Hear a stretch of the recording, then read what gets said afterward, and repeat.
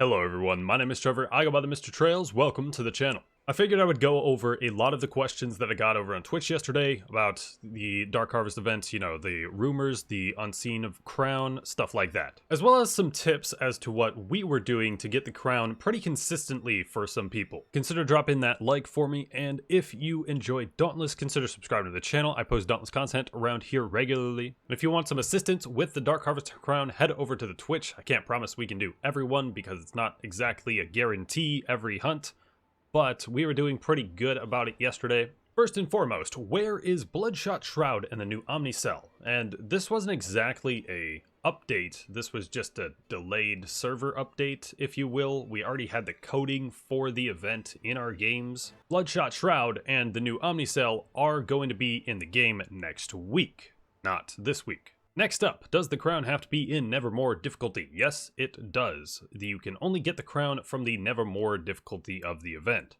I believe you can get the title from the regular difficulty, but I don't see much of a reason to actually do the regular difficulty because you still have to do it on 6 out of 8 or 7 out of 8 braziers anyway. So basically the only thing that doing it on the regular difficulty would do is make the hunt take a little bit longer. And I guess make it take longer between the 7th and 8th brazier to actually light so you can kill it a little easier, I guess. And that kind of goes with the next point. 7 out of 8 braziers should be the only time where you are going to get the crown from. You have to kill the Nevermore difficulty Shroud on 7 out of 8 braziers lit. However, we did have it happen quite a bit yesterday. If you get 8 out of 8 braziers and then kill Shroud before it registers you as being done with the hunt, then you can still get those rewards. But I did get some people saying that they were able to get it on 6 out of 8 braziers lit. And I had other people saying that they failed the event on 7 out of 8 braziers lit. But I never had either of those things happen to me. What I could guess is happening there is that it's a ping related issue or a monitor delay related issue. And another issue is that people say they were killing it on 7 out of 8, but they didn't actually get the credit for the rewards. And as far as getting it on 6 out of 8 or not getting credit for it on 7 out of 8, I would feel like those are somewhat of a confusion of what's actually going on.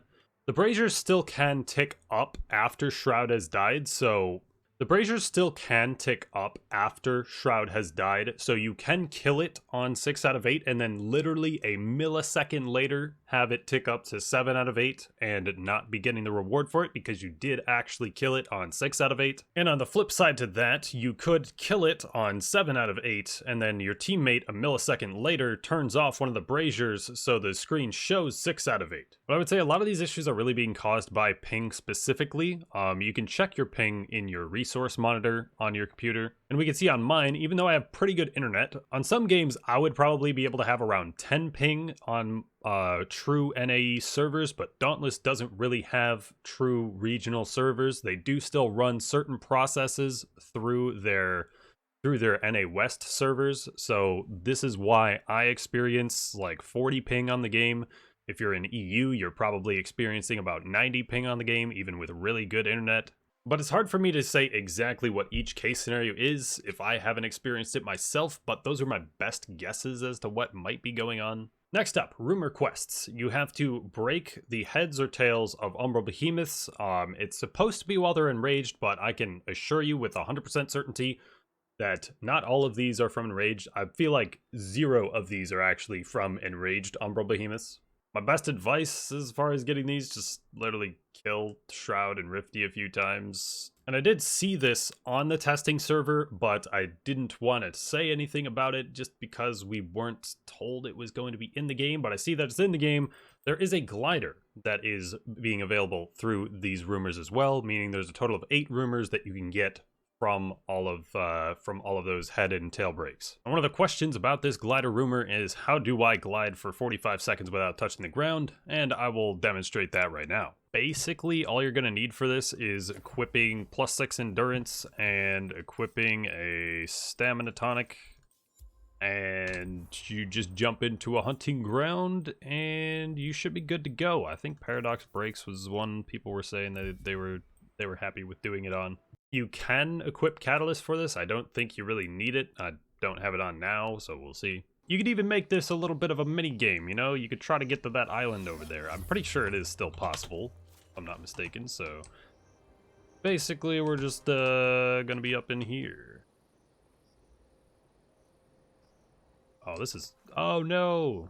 They put a wall? I think you can get to those on Conundrum Rocks, maybe. But, unfortunate. Phoenix Labs, ruining fun. Yeah, this is basically what you're looking at. I do want to see if it's possible to walk around up here, but I don't want to hit an invisible wall. Have it time out my thing. One thing you can do here to make sure you maintain height is move forward and backward on your directional movement. And that should have been good, I think. And boom, there we go. And as far as tips go for getting the Unseen Crown easily, you basically want to have 3 people DPS on Shrowd when it's at 0 out of 8 braziers or 1 out of 8 braziers lit. And then you are going to want to have 1 person just turning off braziers as you need them to. What my dad was doing, my dad was actually helping out with this yesterday, was he would turn off the first brazier once it lit, and then he would go around turning off, and then he would try not to turn off any more braziers, because by the time we got to like 4 out of 8 braziers, we usually had it around 20% HP, 10% HP, and then all of us doing the DPS would stop attacking it, and we would wait for it to ramp up to 6 out of 8 or 7 out of 8 before attacking again.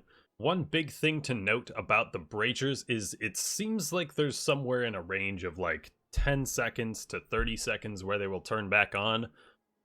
But if you do turn off 2 braziers immediately after one another, then they will pretty much reactivate immediately after one another, so you can go straight from 6 out of 8 to 8 out of 8 and then just lose the run.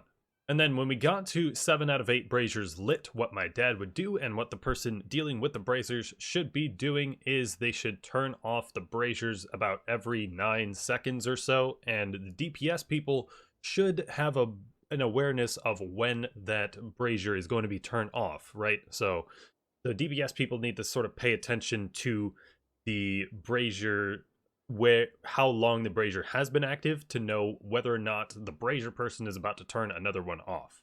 It's not a perfect system by any means. We got about 24 or 25 crown carries done in about 5 hours, which sounds pretty bad, but considering that last year I did spend 1 hour on 1 person, I think it's fine.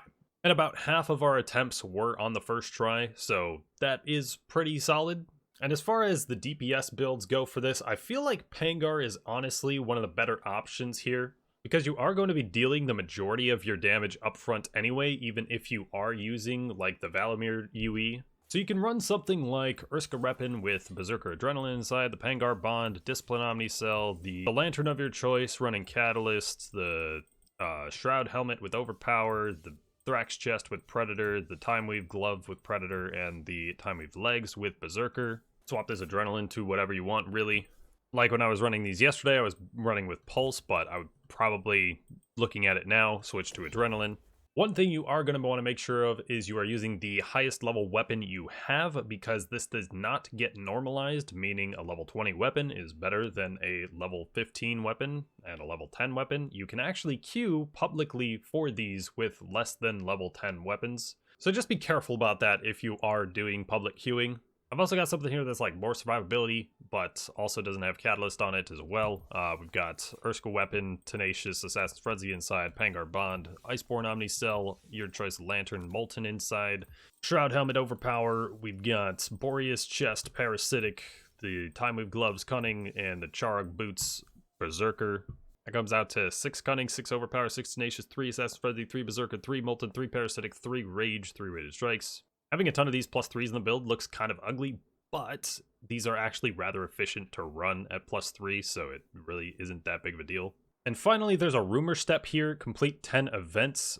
This does mean island events, but it doesn't seem like it's working in public island events, at least. I'm being told by a couple of people that it seems to only be working with a private island event. But hopefully you found those unseen event tips useful and answered a lot of your questions if you still had them. I think that's going to about do it for this video, so thank you guys for watching. I've been Trevor, I go by TheMrTrails. Catch you guys next time.